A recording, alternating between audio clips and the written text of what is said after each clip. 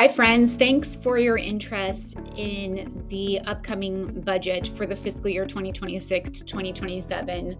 Now is the time where the Anchorage School District is seeking community feedback for what your priorities are as we look to balance our upcoming budget.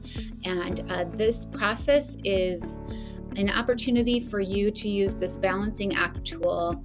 For the second year, we're offering this, and this would allow you to submit your ideas for what you feel the district should prioritize when we are looking to make some cuts to the budget. So let's go ahead and launch the tool, and I want to give you a quick tutorial on how this works. So it's kind of like a video game where you can see we're starting off with a deficit of about negative 77 million.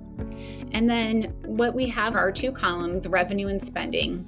And this gives you all the details on both the revenue sources and then the spending categories. And it allows you to get more information on the revenue sources, submit your feedback on those revenue sources, and then actually make changes to the spending to see how you would balance the budget.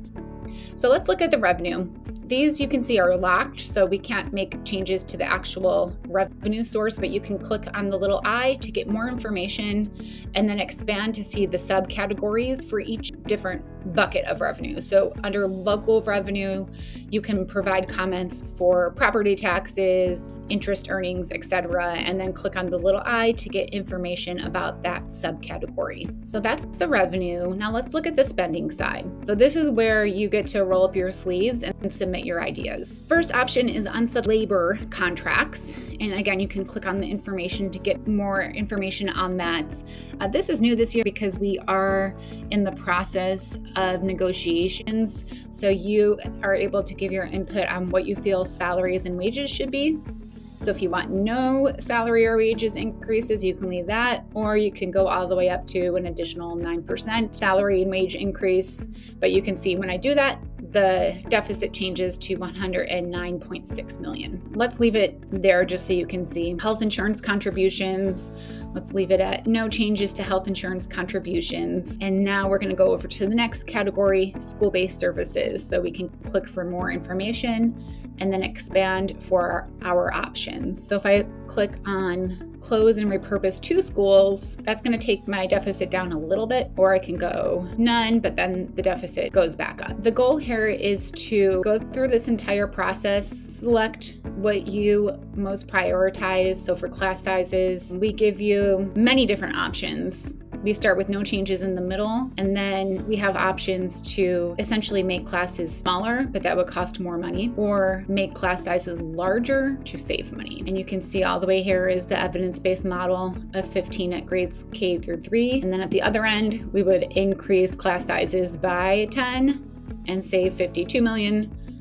But if we went with the evidence-based, it would cost us 79 million. So you can see if I wanted to just make changes, my deficit is changing here. The idea is to really think about how you want the district to prioritize the spending. New this year, you cannot submit feedback until the budget is balanced, but once you submit it, that will go to the school district administration and the school board for consideration. Additionally, we will have a workshop at Bartlett High School on a Saturday, December 6th, where you can go and hear a presentation from the ASD administration, speak with board members, and go through this process in person so you can have your questions answered in real time and learn more about the budgeting process.